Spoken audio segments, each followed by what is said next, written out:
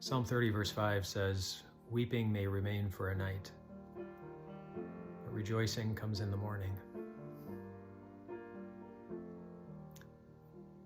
You might be in a place in life where weeping is very real, where it might seem to define your entire existence. You hardly remember a time when you weren't feeling sad about something. And if that's not your reality now, you know that it doesn't take a whole lot in order to get there.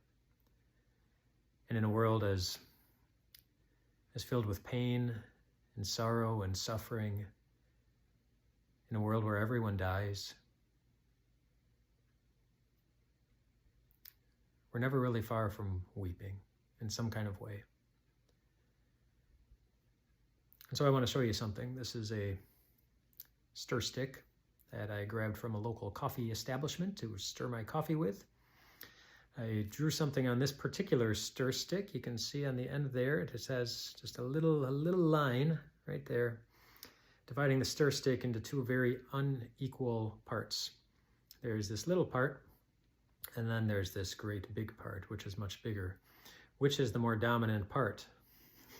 It's the bigger one, isn't it? I'm showing you this stick and the line that I drew on it to represent something. This represents your existence from beginning to end. Here's the beginning. Your life began. God gave you life. You started experiencing life and everything that comes along with it, and then your life went on, and it went on, and it's still going on.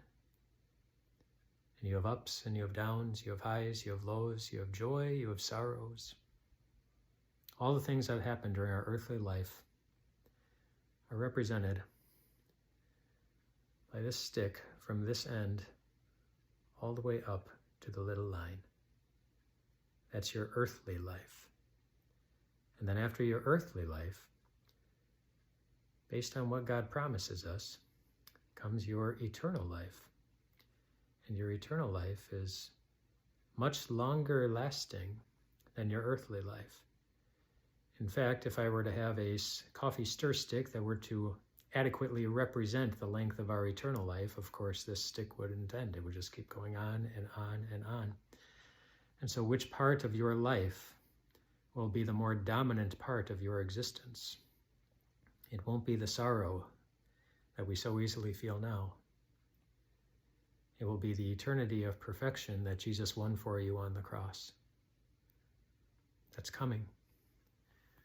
When the psalmist says that weeping may remain for a night, in contrast to the rejoicing that comes in the morning and then keeps going throughout the day, it's a very short time, which means you're never really far from joy.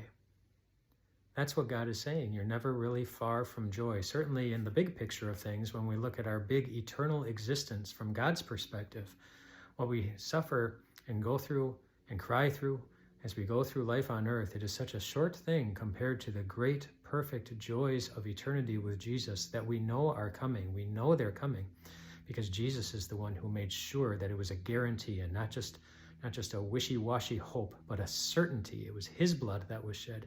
It was his sacrifice that was accepted. It was his life that was perfect. All of that relied on him so that you could rest in the certainty that your perfection in eternity, that your reunion with the people that you love, it is certainly coming. And sometimes it comes even before then.